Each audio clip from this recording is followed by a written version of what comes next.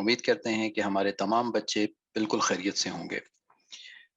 بچوں، آج چھٹا پروگرام ہے افو درگزر سے متعلق، لیکن ہمیشہ کی طرح باتیں کریں گے، کچھ کہانیاں جو ہے وہ آپ سے ڈسکس کریں گے اور دیکھیں گے کہ یہ جو ہماری معاشرت کی چیزیں ہیں، ہمارے طور طریقے ہیں، ہماری عادات ہیں، یہ کس طرح سے امپروو ہو سکتی ہیں، کس طرح سے بہتر ہو سکتی ہیں کہ ہم پورے کے پورے مسلمان ہو جائیں۔ جس دن ہم پورے کے پورے مسلمان ہو گئے تو انشاءاللہ باقی چیزیں جو ہیں وہ ہیچ ہیں ہمارے سامنے، باقی تمام مسائل، تمام چیزیں۔ اور پورے کے پورے مسلمان ہونے کے طریقہ یہی ہے کہ بچوں ہماری 24 گھنٹے کی زندگی میں تمام اعمال اللہ کے احکام کے مطابق آ جائیں اور اس طریقے پہ آ جائیں جس پہ رسول پاک صلی اللہ علیہ وسلم نے ہمیں چل کے بتایا کہ یہ طریقہ ہے جس پہ عمل کرنا چاہیے۔ ہمیشہ کی طرح پہلے ہم اس بات سے آغاز کرتے ہیں بچوں کے جتنے ذکر اور تسبیحات بتائے گئے ہیں ان پہ خصوصی توجہ دیتے رہیں، اہتمام سے کرتے رہیں، خصوصاً درود شریف اور استغفار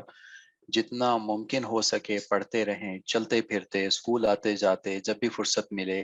گھر کا کام کرتے ہوئے۔ کچھ بچے جو ہیں وہ ماشاءاللہ چونکہ اس ایج میں گھر کا کام بھی شروع کر دیتے ہیں، بچیاں جو ہیں وہ ڈسٹنگ میں مدد کر دیتی ہیں، کچن کے کاموں میں مدد کر دیتی ہیں، تو اس وقت اگر درود شریف پڑھتے رہا کریں اور استغفار پڑھتے رہا کریں تو نہ صرف کاموں میں برکت ہوگی بلکہ ہمارے دل اللہ کی طرف متوجہ بھی رہیں گے۔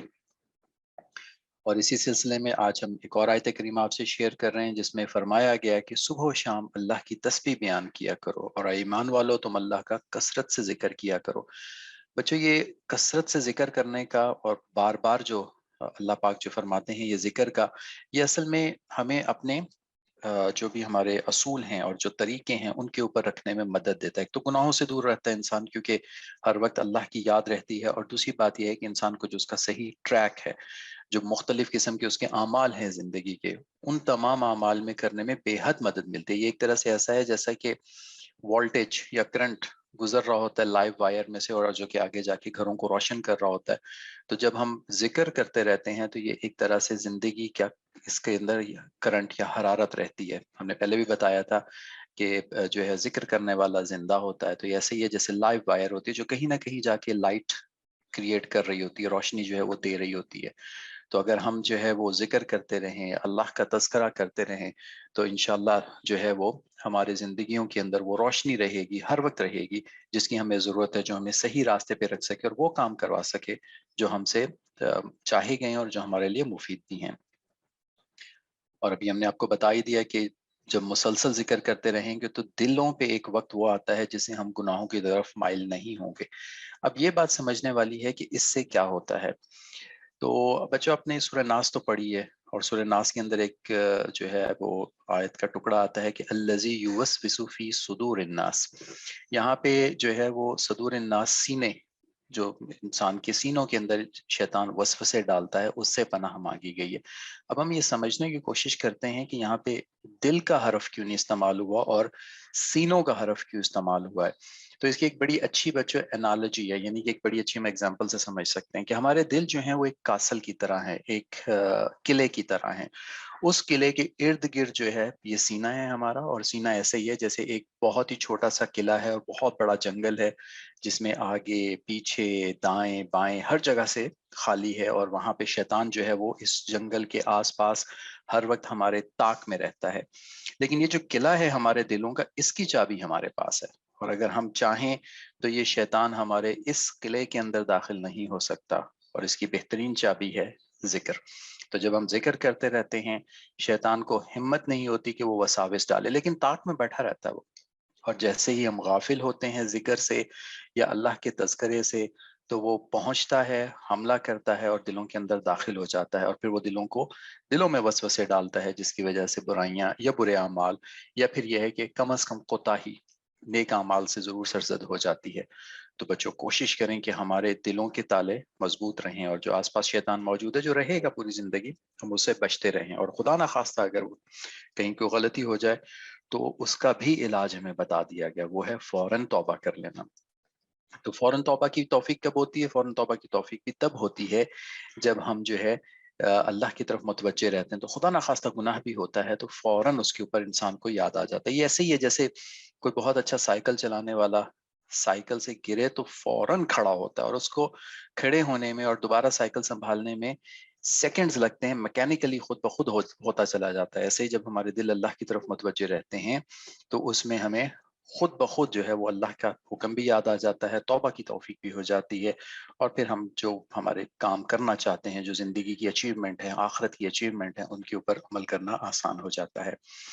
अफो दरगुजर से मुतालिक चल रहा था, जिसमें हमने पहले तो बताया कि बच्चों घर इसका आगाज घर से करते हैं, घर का इकोसिस्टम, घर का माहौल जो है वो उसके लिए मजबूत करते हैं। इसके ऊपर काफी तफसील से बात हो गई थी। फिर उसके बाद बात हुई थी पड़ोसियों से हुस्न सलूक की, और अभी गौहर भाई भी हमें बता रहे थे बहुत खूबसूरत अहादीस, बहुत खूबसूरत वाकयात कि हमारे अकाबरीन कैसे थे और हमसे क्या एक्सपेक्टेशन होती है पड़ोसियों से हुस्न सलूक की। पड़ोसियों से हुस्न सलूक में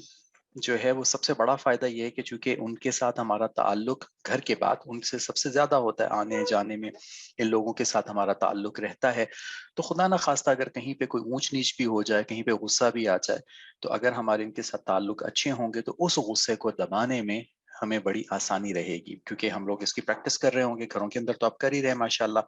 तो आज हम बच्चों कोशिश करते हैं कि कुछ आपको टिप्स बताते हैं कि अब आप पड़ोसियों का इकराम कैसे करेंगे। तो सबसे पहली चीज हम ये बताएंगे आपको कि पड़ोसियों से अच्छे ताल्लुकात कायम करने के लिए एक कोशिश आप ये कर सकते हैं कि उनके घर के सामने वाले हिस्से को साफ और कुशादा रखने में मदद करें। मतलब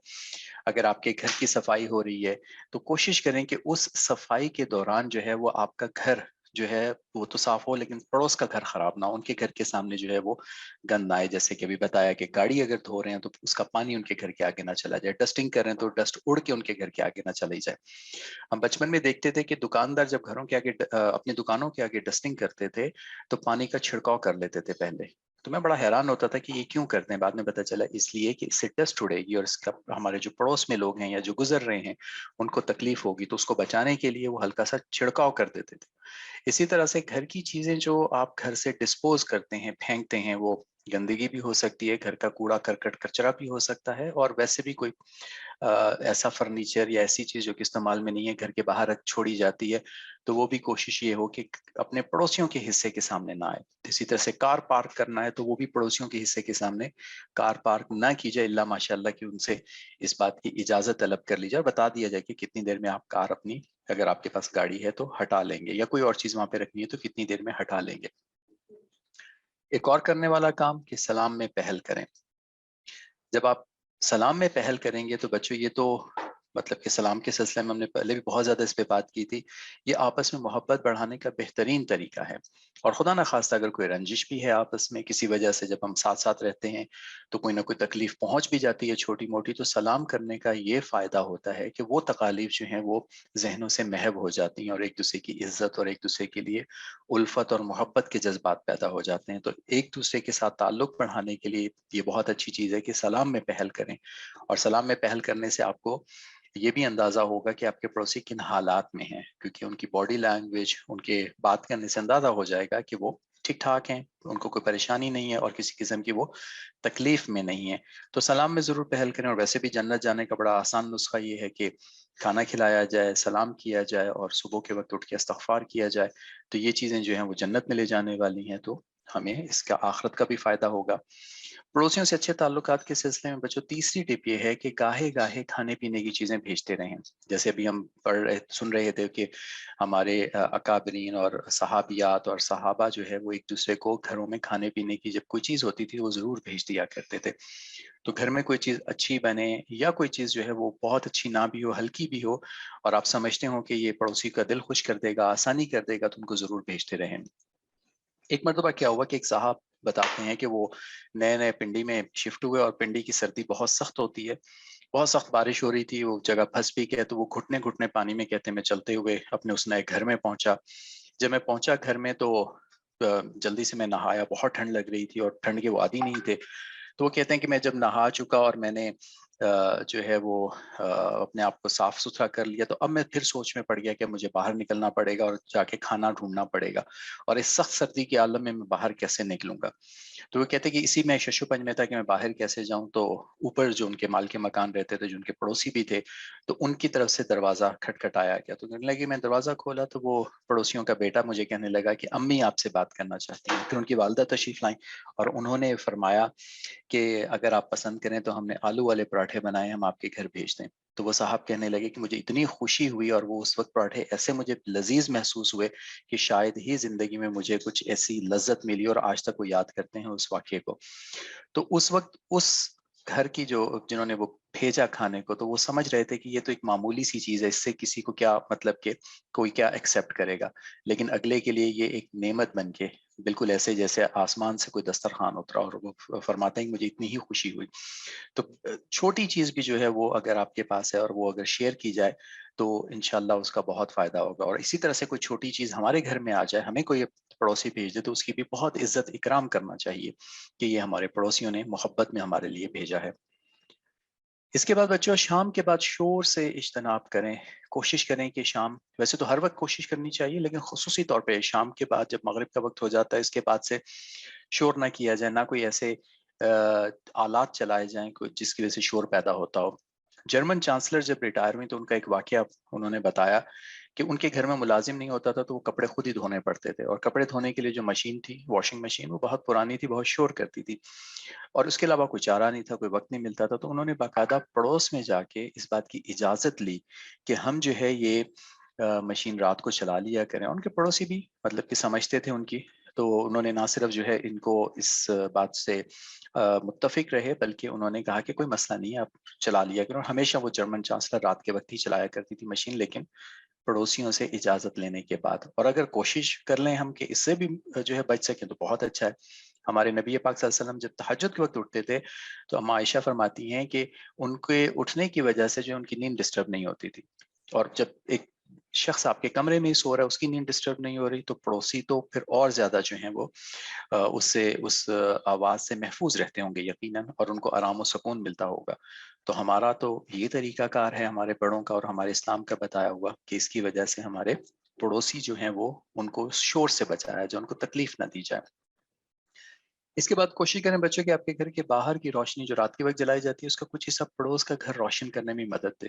لیکن اس میں احتیاط ہی ہو کہ وہ اتنی زیادہ لائٹ بھی نہ ہو کہ وہ ڈسٹرب ہو، لیکن کم از کم اتنی لائٹ ہو کہ خدا نہ خواستہ اگر وہ بھول بھی جائیں اپنے باہر گھر کی لائٹ آن کرنا، تو آپ کی لائٹ کی وجہ سے ان کو کچھ نہ کچھ سہولت ہوتی رہے. اور اس نیت سے وہ لائٹ لگائی جائے کہ آپ کے پڑوسیوں کو اس سے اور راہگیروں کو اس سے جو ہے وہ آرام ملے گا. تو یقیناً عند اللہ کے نزدیک اس کا بہت زیادہ اجر و ثواب بھی ہوگا. جتنی دیر وہ لائٹ چلتی رہے گی ثواب الگ سے ملتا رہے گا.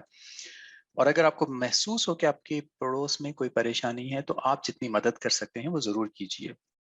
کہ ان کو کوئی چیز لا کے دینی ہے، کسی اور طرح کی ہیلپ کرنی ہے، تو چھوٹی موٹی یہ مدد ضرور کر دینی چاہیے تاکہ وہ ان کی جو بھی پریشانی ہے، جو بھی مصیبت ہے، اس وقت اس کے کام آ سکیں. عید اور تہوار پہ خصوصی طور پہ کوئی نہ کوئی پکوان بھیجنے چاہیے. اور ہمارے جو معاشرہ ہے ہندوستان پاکستان کا، جس میں مسلمان گھرانے، یہ تو تہذیب رہی ہے ہمیشہ سے کہ عیدوں پہ تہواروں پہ پاس پڑوس میں ضرور جو ہے وہ بھیجا جاتا تھا. اسی طرح سے رمضان شریف میں ربیع الاول کے مہینے میں مختلف جو تہوار ہوتے ہیں ہمارے ہاں، تو ان پہ پڑوسیوں سے ضرور شیئر کیا جاتا تھا. اور اگر آپ مسجد جا رہے ہیں، بچے ہیں، تو بزرگ یا بچے اگر آپ کے پڑوس کے وہ مسجد کی طرف جا رہے ہیں تو مناسب رفتار سے چلتے ہوئے جائیں تاکہ ان کو اکرام بھی محسوس ہو، ان کے ساتھ چھوٹی موٹی آپ کی بات بھی ہو جائے گی،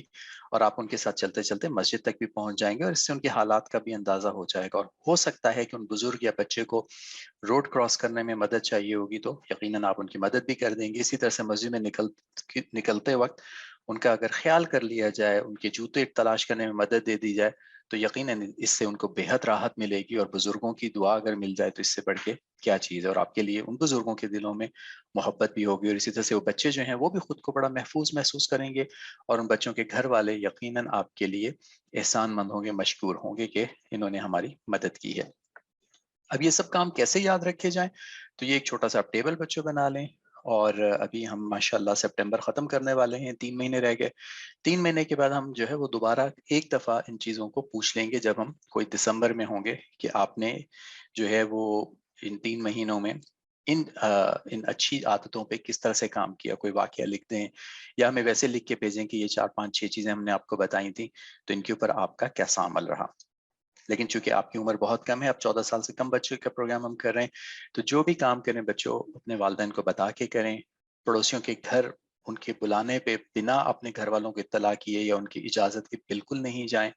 کیونکہ یہ ساری احتیاطیں ہمارے اپنے لیے ضروری ہیں۔ تو سب سے پہلے اپنے آپ کو محفوظ رکھنا ہے، اور اس کے بعد جو ہے وہ ہمیں معاشرت یا باقی چیزوں کے اوپر عمل کرنا ہے۔ اللہ تعالی ہم سب کو اور ہمارے بچوں کو اپنی حفاظت میں رکھے اور ان کو بہترین مسلمان بنانے میں مدد دے۔ اب بچوں گھر کا کام، آپ ہمیں یہ لکھ کے بتائیے کہ آپ کے کون سے پڑوسی آپ کو زیادہ پسند ہیں، اور اس کی کیا وجہ ہے کہ یہ آپ کے پڑوسی کیوں پسند ہیں، تو وہ کون سی عادت ہے۔ تو یہ عادتیں جب آپ ہمیں لکھ کے بھیجیں گے تو یہ ہمیں جو ہم نے ٹپس بتائیں ان میں ہم ایڈ کر دیں گے کہ یار اگر آپ یہ کام کریں گے تو اس سے کیا ہوگا کہ آپ کے دل، آپ کی جو ان عادات کی وجہ سے آپ کے پڑوسیوں کے دلوں میں آپ کی محبت بڑھ جائے گی، کیونکہ اب آپ کے دل میں محبت ہے ان باتوں کی وجہ سے جو کہ آپ کے پڑوسی کرتے ہیں، جو عادات ہیں ان کی، پھر جب آپ بھی ان پہ عمل کریں گے تو پڑوس پڑوس میں آپ کی محبت بڑھ جائے گی۔ یہاں پہ یاد دلاتے چلیں کہ پڑوسی وہی نہیں ہوتا جو ہمارے گھر کے قریب رہتا ہے، وہ بھی پڑوسی ہیں جو کہ ہمارے کلاس میں، ہمارے اسکول میں، ہمارے ارد گرد، ہماری دکانوں کے ارد گرد، ہمارے آفیسز میں جو لوگ ہوتے ہیں، اور یا سفر میں جو کہ عارضی طور پہ ہمارے پڑوسی ہوتے ہیں، یہ سب پڑوسی ہیں، ان سب کا ہمیں خیال رکھنا ہے۔ بچوں نے ہمیں کام لکھ کے بھیجا کہ غصہ کس چیز پر آتا ہے، تو میں عائشہ محمود نے بڑا پیارے انداز میں لکھ کے بھیجا کہ میں اپنی بہن سے پانی مانگتی ہوں، وہ نہیں لا کے دیتی تو بہت غصہ آتا ہے۔ تو غصہ تو نہیں کرنا چاہیے اس بات پہ، بلکہ کوشش کریں کہ اپنا پانی خود ہی پی لیں اور ان کو بھی پلا دیں، تو آپ کو غصہ نہیں آئے گا۔ اور اسی طرح سے ہمیں صفوان محمود لکھ کے بھیجتے ہیں کہ جب بہن کی سہیلی آتی ہے تو غصہ آتا ہے، کیونکہ وہ ان کی چیزوں کو چھیڑتی ہیں اور کھیلنے کے لیے ان کے ساتھ کوئی ساتھی بھی نہیں ہوتا، بہن تو اپنی سہیلی کے ساتھ مصروف ہو جاتی ہیں۔ تو صفوان آپ کوشش کریں کہ اتنی دیر ذکر کر لیا کریں، اور پھر جب وہ آپ کے سہیلی، آپ کے بہن کی سہیلی جب تشریف لے جائیں تو پھر آپ اپنے بہن کے ساتھ دوبارہ کھیل سکتے ہیں۔ یہاں پہ ایک بڑی اچھی چیز بچوں ہمارے سامنے آئی کہ صفوان محمود جو ہیں وہ جب بچیاں گھر میں بہنوں کی سہیلیاں آتی ہیں تو پھر یہ الگ ہو جاتے ہیں۔ اس کہانی سے یہ لگتا ہے، اور یہ بھی ہماری معاشرت کا حصہ ہے کہ گھر میں اگر بہنوں کی یا والدہ کی جو ہیں وہ جاننے والی خواتین آئیں تو لڑکوں کو، بچوں کو ان سے دور ہو جانا چاہیے۔ اور اسی طرح سے اگر گھر میں مرد لڑکے کھیلنے آئیں اور یا اپنے والد صاحب کے آپ کی کوئی دوست احباب آئیں تو بچیوں کو وہاں سے ہٹ جانا چاہیے، یہ بھی ہماری معاشرت کا حصہ ہے۔ قصص الانبیاء کا وقت ہوا ہے، گوہر بھائی سے کہانی سنتے ہیں، پھر ان کے اسباق پہ بات ہوگی۔ ہمارے ساتھ رہیے گا۔ السلام علیکم ورحمۃ اللہ وبرکاتہ۔ ایک بار پھر السلام علیکم ورحمۃ اللہ وبرکاتہ۔ پیارے بچوں، آج ہم آپ کو سنائیں گے قصہ حضرت سیدنا یونس علیہ السلام کا۔ حضرت یونس علیہ السلام اللہ تعالیٰ کے بہت ہی برگزیدہ اور جلیل القدر انبیاء میں سے تھے، اور حضرت یونس علیہ السلام جو ہیں یہ بھی بنی اسرائیل کے انبیاء میں سے تھے، اور آپ کا سلسلہ حضرت یوسف علیہ السلام کے بھائی بنیامین سے حضرت یعقوب علیہ السلام تک ملتا ہے۔ حضرت یونس علیہ السلام کے والد کا نام متا تھا، اور آپ عراق کے شہر نینوا میں پیدا ہوئے۔ اسی شہر والوں کے لیے آپ کو اللہ تعالیٰ نے نبی بنا کے بھیجا تھا۔ دولت کی زیادتی کی وجہ سے اس قوم میں بہت سی بیماریاں آ گئی تھیں، دین سے بہت دور ہو گئے تھے، اللہ تعالیٰ سے سرکشی پہ اتر آئے تھے۔ یعنی مطلب یہ کہ ایسی سبھی بیماریاں جو کہ کسی بھی قوم میں ہوا کرتی ہے وہ اس قوم میں بھی آ گئی تھی۔ جب حضرت یونس علیہ السلام کو نبوت ملی تو آپ نے قوم کو شرک سے روکا، اس کی برائیاں ان کے سامنے بیان کیں، اور فرمایا کہ اگر آپ سیدھے نہیں ہوں گے، نہیں سدھریں گے، شرک سے نہیں بچیں گے تو اللہ تعالیٰ آپ کے اوپر عذاب نازل کریں گے۔ اس وقت تقریباً نینوا کی آبادی 1 لاکھ کے قریب تھی۔ آپ قوم کو سمجھاتے رہے، شرک سے روکتے رہے، مگر قوم نہ مانی اور وہ آپ کا مذاق اڑانے لگی۔ لیکن اس کے باوجود بھی حضرت یونس علیہ السلام نے تبلیغ نہ چھوڑی۔ اس کے بعد اللہ تعالیٰ کا حکم نازل ہوا۔ اللہ تعالیٰ نے فرمایا کہ آپ اب اس قوم کو بتا دیں کہ اگر یہ بات نہیں مانیں گے تو مجھے اللہ تعالیٰ نے حکم دیا ہے کہ 3 دن کے اندر اندر تم پر عذاب آنے والا ہے۔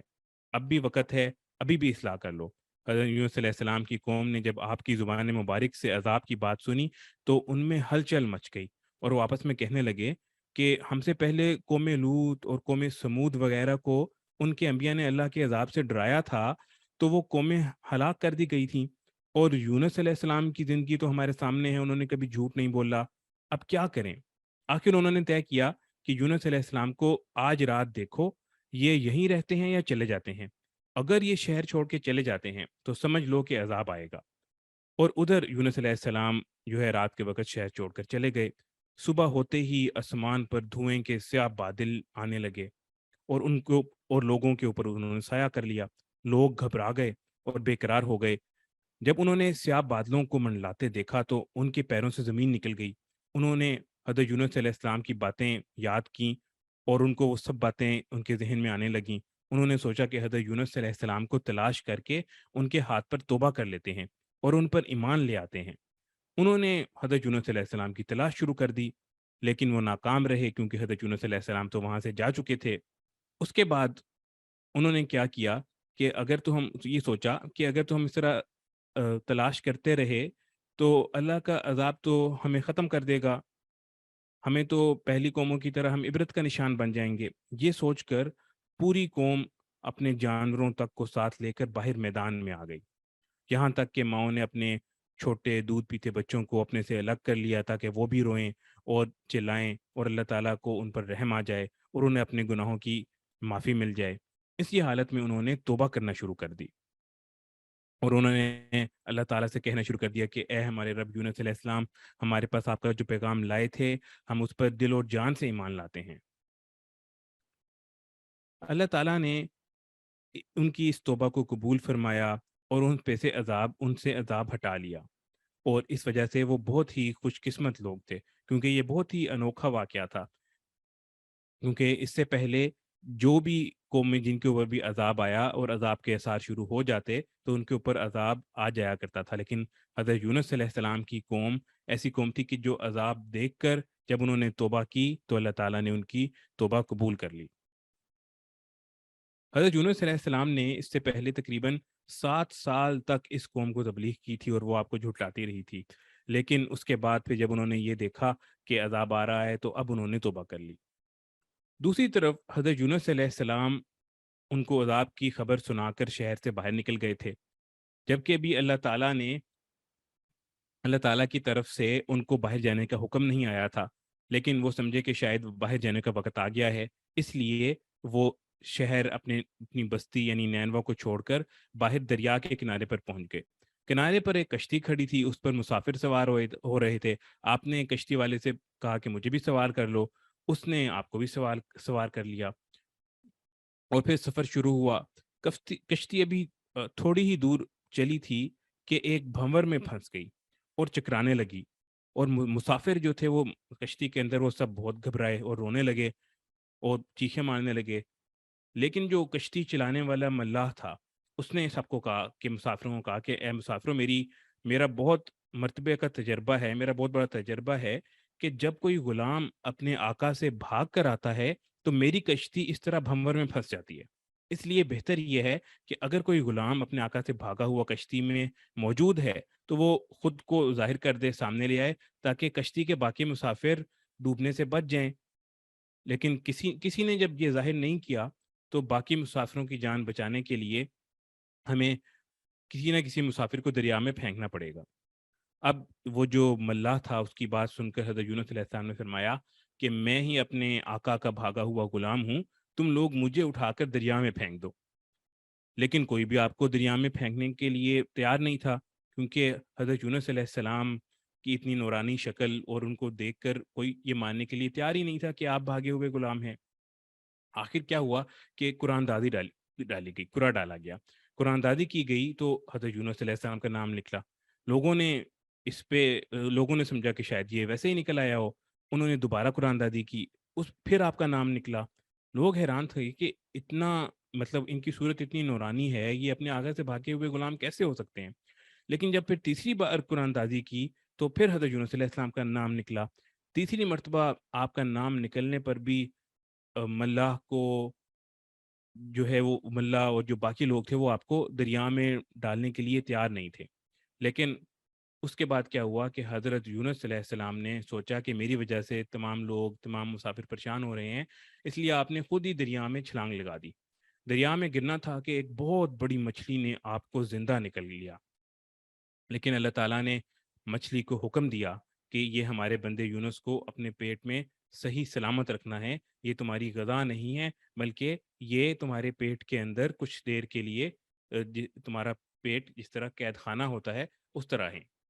روایات میں آتا ہے کہ حضرت یونس علیہ السلام تقریباً بعض روایات کے مطابق 1 دن یا 5 دن یا 7 دن یا بعض کے مطابق 40 دن تک اس مچھلی کے پیٹ میں رہے، اور جب حضرت یونس علیہ السلام اس مچھلی کے پیٹ میں تھے تو وہ اللہ تعالیٰ سے کو یوں پکارا کرتے تھے، لا الہ الا انت سبحانک انی کنت من الظالمین، یعنی وہ یہ آیت کریمہ پڑھا کرتے تھے، اور اللہ تعالیٰ نے آپ کی دعا قبول فرمائی اور حضرت یونس علیہ السلام کو مچھلی کے پیٹ سے نجات عطا فرمائی، اور مچھلی کو حکم دیا کہ ہمارے بندے حضرت یونس علیہ السلام کو باہر نکال دو۔ مچھلی نے آپ کو کنارے پر لا ڈالا۔ اس وقت حضرت یونس علیہ السلام بہت بیمار ہو گئے تھے، مچھلی کے پیٹ میں رہنے کی وجہ سے بہت کمزور ہو گئے تھے، آپ کے بدن پہ مکھیاں وغیرہ بیٹھنے لگیں۔ اللہ تعالیٰ نے آپ کے پاس ایک کدو کی بیل اگا دی، اس کے پتوں نے آپ پہ سایہ کر دیا، اور پھر ایک ہرنی اللہ تعالیٰ کے حکم سے آپ کے پاس آیا کرتی تھی اور آپ اس کا دودھ پی لیتے تھے۔ اس طرح بہت جلد حضرت یونس علیہ السلام تندرست ہو گئے اور وہ اپنی بستی کی طرف روانہ ہوئے۔ جب حضرت یونس علیہ السلام اپنی بستی کی طرف واپس جا رہے تھے تو رستے میں ایک چرواہے سے ملاقات ہوئی۔ آپ نے اس سے قوم کے حالات پوچھے تو چرواہے نے بتایا کہ ایک ہمارے نبی تھے جن کا نام یونس تھا، انہوں نے قوم کو بہت سمجھایا، قوم نے ان کی بات نہ مانی اور وہ ناراض ہو کر نینوا سے چلے گئے۔ ان کے جاتے ہی قوم کے سروں پر بادل منڈلانے لگے، انہیں اپنی موت نظر آنے لگی، وہ رونے لگے، اللہ تعالیٰ سے معافیاں مانگنے لگے۔ آخر اللہ تعالیٰ کو ان پر رحم آ گیا، مگر یونس نبی کا اب تک کسی کو پتہ نہیں چلا۔ اس پر حضرت یونس علیہ السلام نے اس سے کہا کہ اگر تمہاری بکری میں دودھ ہو تو تم مجھے پلا دو۔ اس نے کہا کہ جس دن سے یونس علیہ السلام گئے ہیں ہم لوگ شدید قحط کا شکار ہیں، غلہ تو درکنار گھاس تک بھی پیدا نہیں ہوتا۔ آپ نے اس کی بکریوں پر ہاتھ پھیرا تو اس کے تھن دودھ سے بھر گئے اور وہ دوڑ کر شہر میں گیا۔ وہ چرواہا دوڑ کر شہر میں گیا اور یہ بات اس نے سب کو بتائی۔ سب لوگ آپ کی زیارت کے لیے شہر سے باہر نکل آئے اور دیکھا تو وہ تو واقعی حضرت یونس علیہ السلام تھے۔ وہ لوگ بہت خوش ہوئے اور بہت احترام سے حضرت یونس علیہ السلام کو شہر میں لے آئے۔ انہوں نے آپ کے زندہ سلامت مل جانے پر اللہ تعالیٰ کا بہت شکر ادا کیا اور بہت اطمینان کا سانس لیا۔ اس کے بعد حضرت یونس علیہ السلام پھر اپنی قوم کی اصلاح میں اور تبلیغ میں لگ گئے، اور آپ اپنے قریبی ساتھیوں کو اکثر ایک پہاڑ اس کے اوپر لے جایا کرتے تھے اور وہاں اللہ کی عبادت میں لگے رہتے تھے، اور وہیں پر حضرت یونس علیہ السلام کی وفات ہوئی۔ اب میں ریکویسٹ کرتا ہوں عامر جواد صاحب سے کہ ہمیں بتائیں کہ اس کہانی میں ہمیں کیا اسباق ملتے ہیں۔ السلام علیکم ورحمۃ اللہ وبرکاتہ۔ وعلیکم السلام ورحمۃ اللہ وبرکاتہ۔ بچوں بھی ہم سن رہے تھے سیدنا یونس علیہ السلام کے واقعات۔ ہم نے ابھی سنا کہ قوم کے اوپر جب عذاب آیا تو قوم نے اس وقت عذاب کو دیکھ کے توبہ استغفار کی طرف متوجہ ہو گئے، جس کی ایک وجہ یہ بھی سمجھ میں آتی ہے کہ اس قوم میں چونکہ نبی موجود تھے تو اللہ کی طرف توجہ ان کی چلی گئی، یعنی کہ ایک اللہ کی نشانی موجود تھی، اللہ کی ایک جو ہے وہ قدرت موجود تھی ان کے درمیان میں، تو وہ اللہ کی طرف متوجہ ہو گئے اور توبہ استغفار کر کے انہوں نے عذاب کو اپنے سے دور کر دیا۔ یہ بڑی انہونی بات تھی اور ایسا نہیں ہوا کرتا تھا، لیکن بہرحال چونکہ انہوں نے توبہ وقت پہ کر لی تھی تو اللہ تعالیٰ نے جو ہے ان کے ساتھ معاملہ احسان فرمایا کہ وہ قوم بچ گئی۔ تو اگر ہم جیسا کہ ہم نے ذکر کے سیشن میں بات کی تھی کہ یہ ذکر اذکار بھی ہمیں ایک طرح سے یاد دلاتے رہتے ہیں کہ خدا نہ خواستہ اگر کوئی غلطی ہو جائے، جیسے سائیکل سے گر گئے فوراً کھڑے ہوتے ہیں، اسی طرح سے غلطی ہوتے ہی استغفار اور توبہ کی طرف متوجہ ہو گئے تو اللہ کی رحمتیں اور برکتیں بھی متوجہ ہو جائیں گی اور اللہ کی طرف سے کوئی مصیبت پریشانی انشاءاللہ نہیں آئے گی۔ اب بات کرتے ہیں کہانی کے اسباق کے اوپر، تو چونکہ قوم کے پاس مال و دولت بھی تھا تو وہ اس کے محبت میں گرفتار تھے اور وہ سمجھتے تھے کہ ان کے لیے ضروری نہیں ہے کہ وہ نبی کی بات پہ عمل کریں اور اللہ کی طرف متوجہ ہو جائیں، بلکہ وہ یہ کہا کرتے تھے یہ تو باتیں ہم سنتے چلے آئے ہیں، یہ تو پرانے لوگوں میں بھی ایسا ہی ہوتا تھا، ہمیں اس کی ضرورت نہیں ہے۔ اور وہ یہ سمجھتے تھے کہ ان کے اوپر جو ہے انہوں نے بڑے خوبصورت گھر بنا لیے ہیں اور بڑے عالیشان جو ہے وہ مکانوں میں رہ رہے ہیں اور سب کچھ ان کے پاس ہے تو عذاب نہیں آئے گا، لیکن جو ہے وہ اس تکبر میں مبتلا ہونے کی وجہ سے وہ نبی کی باتوں پہ عمل نہیں کرتے تھے، جس کی وجہ سے وہ اس مصیبت کے قریب ضرور پہنچ گئے، اللہ نے ان کو بچا لیا استغفار کی وجہ سے۔ منون کچھ ایسی ہی سچویشن، ایسے حالات بچوں آج بھی ہیں کہ ہم سمجھتے ہیں کہ صبح اٹھیں گے تو ہمیں ناشتہ بھی مل جائے گا اور یہ سارے کام ہو جائیں گے، جیسے دنیا چلتی رہتی ہے، لیکن یہ دنیا اور یہ اس کے اسباب جو ہیں یہ کسی وقت بھی ختم ہو سکتے ہیں۔ تو اللہ پاک جو ہے وہ ہمیں محفوظ عطا فرمائے، حفاظت میں رکھیں، اللہ کا ہم شکر ادا کرتے رہیں اور استغفار ضرور کرتے رہیں تاکہ جو ہے یہ مصیبتیں ہمارے اوپر نہ آ سکیں۔ اس کے بعد بچوں، توبہ سے تو کبھی بھی مایوس نہیں ہونا چاہیے، کتنی ہی بڑی نافرمانی کیوں نہ ہو، اگر اللہ کریم سے خلوص دل کے ساتھ معافی مانگ لی جائے تو اللہ تعالیٰ معاف فرما دیتے ہیں۔ اور دیکھیں کہ نبی کے جانے کے بعد بھی جو ہے وہ اللہ تعالیٰ کا عذاب اس قوم سے ٹل گیا، کیونکہ انہوں نے بڑی گڑ گڑا کے اور بڑی لجاجت کے ساتھ اللہ تعالیٰ سے وہ معافیاں مانگتے رہے۔ لیکن اگر ہمارا روز کا معمول ہو، جیسے کہ ہم بتاتے رہے ہیں کہ خصوصی طور پہ تہجد کے وقت اٹھ کے استغفار کی بڑی اہمیت ہے، اس وقت کا استغفار جو ہے وہ بہت زیادہ مقبول ہوتا ہے، اور ان بندوں کی خصوصیت کے ساتھ اللہ نے قرآن پاک میں بھی ذکر کیا ہے کہ جو کہ اس وقت اٹھ کے استغفار کرتے ہیں، تو وہ استغفار اس وقت کر لینا پورے دن کے لیے جو ہے ہمیں نہ صرف حفاظت میں رکھے گا بلکہ ہمارے گزشتہ گناہ جو ہیں ان سے بھی ہمیں نجات دے گا۔ اسی طرح سے اللہ کے کسی خاص بندے پہ کوئی معمولی جو لغزش ہو جاتی تھی یا کوئی ایسی چیز ہو جاتی تھی، اس پہ سرزنش بھی فرما دیتے تھے، لیکن یہ اللہ کریم کی محبت کی وجہ سے ہوتا ہے۔ ایک بات تم بچوں جانتے ہیں نا کہ ڈانٹا اسی کو جاتا ہے جس سے کوئی تعلق ہوتا ہے، اور جس سے کوئی تعلق نہیں ہوتا اس کو ڈانٹا بھی نہیں جاتا، اس سے تو کوئی بات بھی نہیں کرتا۔ تو اللہ تعالیٰ کے کسی بندے کو مصیبت میں دیکھ کے اس کے بارے میں بدگمانی نہیں کرنی چاہیے۔ یہ میرے خیال میں کہ بہت امپورٹنٹ لیسن ہے آج کا، کہ کسی ایسے شخص پہ جس پہ کوئی پریشانی اور ہم سمجھتے ہوں کہ یار یہ تو اللہ کا نیک بندہ بھی ہے تو پھر اس پہ پریشانی کیوں آئی، تو کوئی بدگمان نہیں ہونا چاہیے کہ خدا نخواستہ یہ گناہوں میں مبتلا ہیں، تو اس طرح کی بدگمانی نہیں کرنی چاہیے، بلکہ یہ سوچنا چاہیے کہ اللہ تعالیٰ اس کے اوپر جو ہے وہ بہت زیادہ کریم ہے، تو اس کی وجہ سے یہ ذرا سی پریشانی آئی ہے تاکہ ان صاحب کے یا ان خاتون کے درجات مزید بلند ہو سکیں اور اللہ کے دربار میں ان کی مزید جو ہے وہ حوصلہ افزائی ہو سکے۔ اور اس کے بعد جو دعا فرمائی تھی سیدنا یونس علیہ السلام نے، لا الہ الا انت سبحانک انی کنت من الظالمین، یہ وہ کلمہ ہے جس سے اللہ کریم نہ صرف معاف فرما دیتے ہیں بلکہ مشکلات بھی دور فرما دیتے ہیں۔ اس کے بارے میں خصوصی طور پہ اسی آیت کریم کے نیکسٹ حصے میں ہے کہ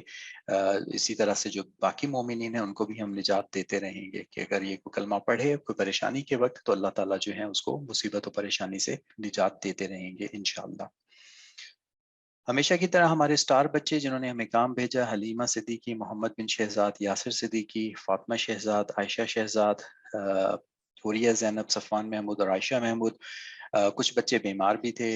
گور بھائی نے بڑی تفصیل سے ان کا بتا دیا۔ اللہ تعالیٰ سب بچوں کو صحت عطا فرمائے، اپنی حفاظت میں رکھے تاکہ وہ اعمال جو ہیں وہ کرتے رہیں اور آگے بڑھتے رہیں۔ آخر میں ایک بات ختم کرنے سے پہلے بچوں، بعض اوقات ہم دیکھتے ہیں کہ بہت ہی کم بچے جو ہیں وہ شریک ہو رہے ہوتے ہیں یا ان کی شرکت آ رہی ہوتی ہے، لیکن باہر کیف چونکہ کام کرتے رہنا ہے، بے شک اس کی مثال ایسے ہی ہے جیسے ہمارے شیخ فرماتے ہیں کہ ایک قطرہ اگر پانی کا بہت بڑے اوشن کے اندر گر جائے، بہت بڑے سمندر کے اندر گرے، تو ہو سکتا ہے اس سمندر پہ کوئی فرق نہ پڑے، لیکن سائنس ہمیں بتاتی ہے کہ وہ اس کی وجہ سے اس سمندر میں بہت زیادہ فرق پڑ جاتا ہے۔ جب مولانا زکریا جب تبلیغ کا کام شروع ہوا تھا، مولانا زکریا صاحب کے جو چچا تھے انہوں نے کام یہ شروع کیا تھا، تو جب تبلیغی جماعتیں واپس آتی تھی تو وہ فرماتے تھے، اور وہ بڑے سادہ لوگ ہوتے تھے جو کہ میوات شریف کے تھے، وہ جاتے تھے اور بڑی سادگی سے آ کے بتاتے تھے کہ حضرت یہ کام کیے ہم نے، تو فرماتے تھے واہ واہ، اس کی وجہ سے انگلستان میں جو ہے وہ اثر ہوگا، اس کی وجہ سے امریکہ میں اثر ہوگا، اس کی وجہ سے کہیں اور اثر ہوگا۔ اور اس وقت لوگ تھوڑا حیران بھی ہوتے تھے کہ ایسا کیسا ہوگا، لیکن بعد میں دیکھا گیا کہ اس وقت کی محنتیں جو ہیں وہ پھر واقعتاً بہت سارے ممالک میں، دور دراز کے علاقوں میں ان کا بہت زیادہ افیکٹ ہوا تھا۔ تو ہم انشاءاللہ مل کے یہ کام کرتے رہیں گے، چلتے رہیں گے، یہ سلسلہ چلاتے رہیں گے، اور خصوصی طور پہ اس وقت جو انٹرنیٹ اور میڈیا کے اوپر باقی جب بہت ساری چیزوں کی یلغار ہے، ایک چھوٹی سی کوشش انشاءاللہ جاری رہے گی کہ یہ ہم سوشل میڈیا کے اوپر، نیٹ ورک کے اوپر جو ہے اللہ اور رسول کی بات کرتے رہیں تاکہ اس کے جو ہیں اثرات قائم رہیں۔ اللہ تعالیٰ ہمیں خلوص کے ساتھ اس کام پہ عمل کرنے کی توفیق عطا فرمائے۔ آپ سب ساتھیوں کی دعاؤں کی بھی ضرورت ہے، آپ کے اخلاص کے ذریعے سے انشاءاللہ چلتے رہیں گے۔ پروگرام ابھی جاری ہے، عامر عثمان صاحب بڑے بچوں کا پروگرام بھی کریں گے اور ساتھ میں روین بھی کروا دیں گے، دعائیں بھی ہوں گی، ہمارے ساتھ رہیے گا۔ السلام علیکم ورحمۃ اللہ وبرکاتہ۔